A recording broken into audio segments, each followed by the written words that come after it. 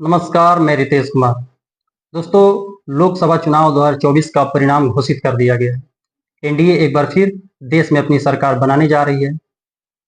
नरेंद्र दामोदर दास मोदी एक बार फिर देश के प्रधानमंत्री बनने जा रहे हैं। दोस्तों, आज की इस खास वीडियो में हम बात करने वाले हैं लोकसभा चुनाव 2024 के सभी चीजों के बारे में, ओवरव्यू के बारे में। हम बात करेंगे शुरू से लेकर के अंत तक इस चुनाव में क्या हुआ, कौन कौन सी चीजें नई आई। वीडियो देखने के बाद आपको लोकसभा चुनाव के बारे में पूरा जानकारी शुरू से लेकर के अंत तक मिल जाएगा। तो चलिए शुरू करते हैं बिल्कुल शुरू से। दोस्तों, 16 मार्च 2024 को भारतीय निर्वाचन आयोग ने 18वें लोकसभा चुनाव की घोषणा की। ये चुनाव टोटल 7 फेसों में कंडक्ट कराया गया। पहला फेज 19 अप्रैल को कराया गया और अंतिम फेज 1 जून को। इस चुनाव का रिजल्ट 4 जून को घोषित किया गया। 2024 लोकसभा चुनाव में 140 करोड़ के पॉपुलेशन में 96.8 करोड़ लोग वोट देने के योग्य थे, जो कि टोटल पॉपुलेशन के 70% लोग हैं, जिसमें से 64.2 करोड़ लोगों ने मतदान किया और उसमें 31.2 करोड़ महिलाएं थी। ये चुनाव महिलाओं की सबसे अधिक भागीदारी वाला चुनाव बन गया। वही बात करें परिणाम की, तो 543 टोटल सीट में से 272 सीट चाहिए होता है मेजोरिटी के लिए, लेकिन भारत की कोई भी पार्टी 272 के इस जादुई आंकड़े को छू नहीं पाई। पार्टियों को गठबंधन का सहारा लेना पड़ा अपनी सरकार बनाने के लिए। बात करें हम बीजेपी की गठबंधन की, तो वो है एनडीए, नेशनल डेमोक्रेटिक अलायंस, जो कि 1998 में बनाई गई थी बीजेपी और उनके दल के द्वारा। तो एनडीए इस चुनाव में टोटल 292 सीट जीती है।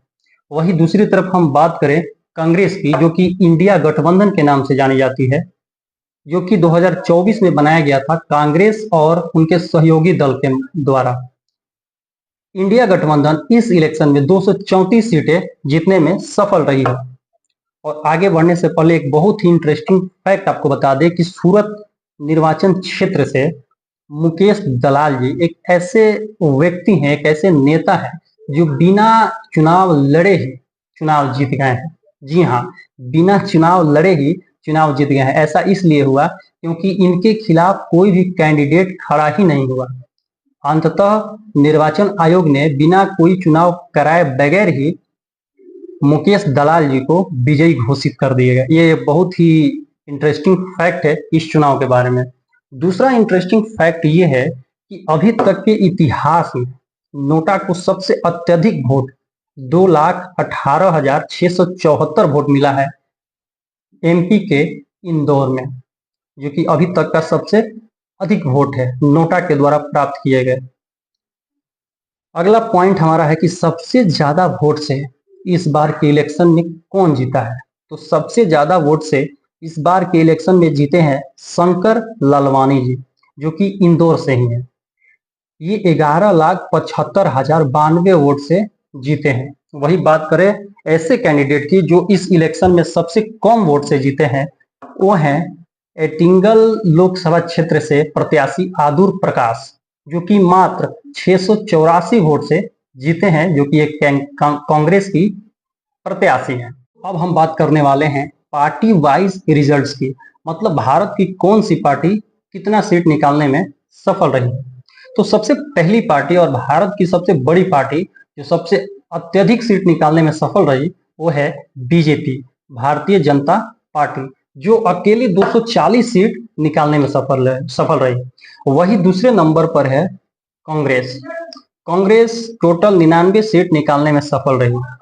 वही तीसरे नंबर पर है युवाओं के सबसे चहेते नेता अखिलेश यादव की पार्टी समाजवादी पार्टी, जो कि 37 सीटों पर विजय प्राप्त की है। इसके बाद नंबर आता है ममता बनर्जी की तृणमूल कांग्रेस की, जिन्होंने 29 सीटों पर जीत हासिल की। वही उसके बाद आता है पार्टी डीएमके, जो कि तमिलनाडु की एक बहुत बड़ी पार्टी है, जिन्होंने 22 सीट पर जीत हासिल की। वही उसके बाद नंबर आता है टीडीपी का, तेलुगु देशम पार्टी, जिन्होंने 16 सीटों पर, और उसके बाद नीतीश कुमार की पार्टी जनता दल यूनाइटेड जो कि 12 सीटें पर जीत हासिल की। इन सभी पार्टियों में से दो पार्टी ऐसी है जो सरकार बनाने में अहम भूमिका निभा रही है, जिसमें से एक है टीडीपी और दूसरा है जेडीयू। टीडीपी के जो अध्यक्ष हैं, जो हेड हैं, वो है हमारे चंद्रबाबू नायडू जी, और जनता दल यूनाइटेड के जो हेड हैं वो नीतीश कुमार। तो चंद्रबाबू नायडू और नीतीश कुमार के हाथों में ही सरकार की बागडोर होगी। वो जिस गठबंधन को चाहेंगे जिताना, वो यदि इंडिया गठबंधन में शामिल हो जाते हैं तो इंडिया गठबंधन की सरकार बन जाएगी भारत में। यदि वो दोनों एनडीए में शामिल हो जाते हैं तो भारत में एनडीए की सरकार बन जाएगी। तो कहीं ना कहीं जो काम नीतीश कुमार राज्य में करते थे, और वो केंद्र में भी करने के योग्य हो गए हैं। अब हम बात करेंगे दोस्तों फेमस सीट्स और रिप्रेजेंटेटिव के बारे में। कुछ सीट्स ऐसी हैं जो बहुत फेमस है, क्योंकि वहां पर बहुत फेमस फेमस रिप्रेजेंटेटिव उतरते हैं। तो बात ये करेंगे कि कौन सा फेमस सीट है और वहां से कौन कौन से नेता वहां जीत करके आए हैं। सबसे पहला जो सीट है वो है वाराणसी का सीट, जहां से नरेंद्र दामोदर दास मोदी 1,50,000 वोटों से विजयी प्राप्त किए। वही दूसरा सीट हमारा रायबरेली और वायनाड है, जहां से राहुल गांधी दोनों सीटों पर विजयी प्राप्त किए हैं। वही अमित शाह गांधीनगर से विजयी प्राप्त किए हैं लगभग 7.5 लाख वोट से। अखिलेश यादव कन्नौज से जीते हैं।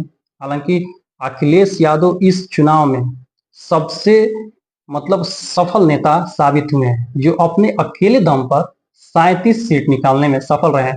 और बीजेपी यदि बहुमत हासिल नहीं कर पाई है, इसमें एक बहुत बड़ा हाथ उत्तर प्रदेश से अखिलेश कुमार जी का भी है।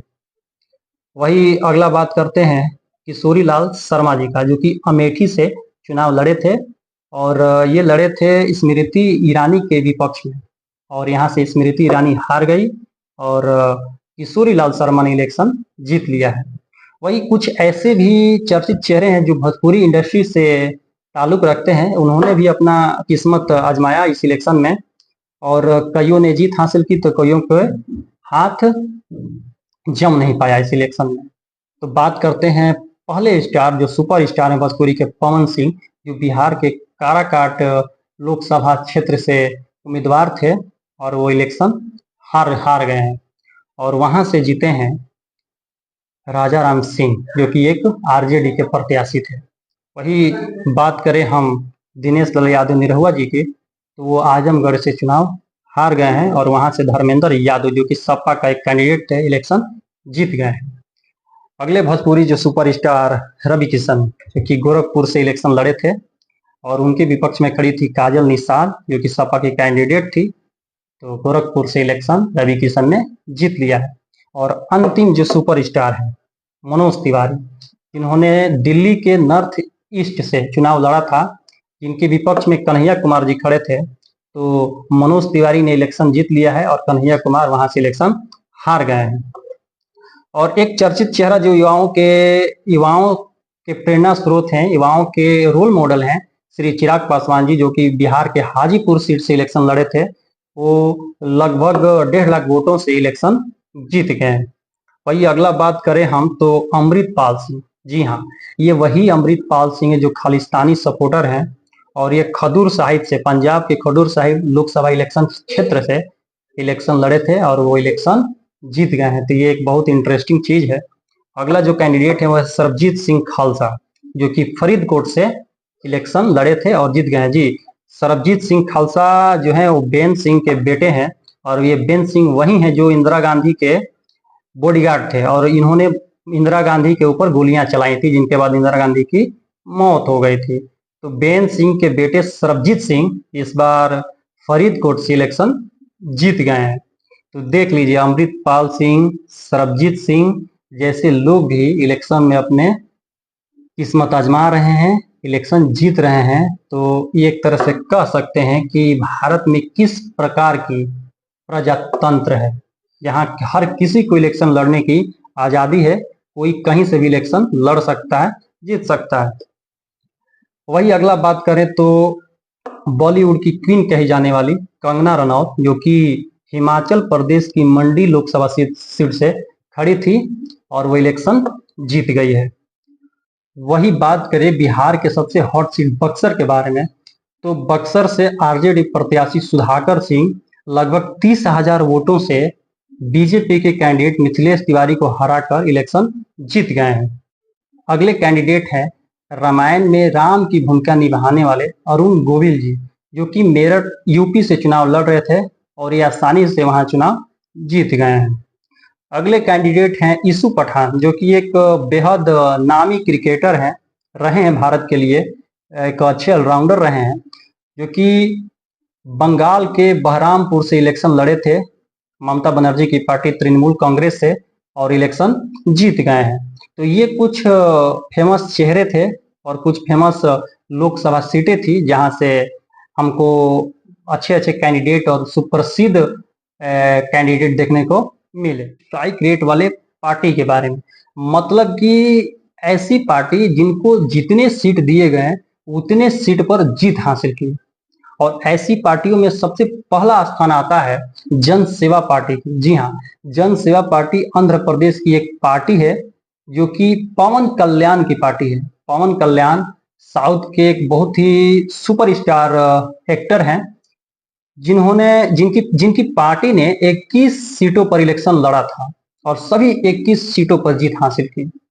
वही दूसरे नंबर पर जो पार्टी है वो है लोक जनशक्ति पार्टी रामविलास, जो कि चिराग पासवान जी की पार्टी है।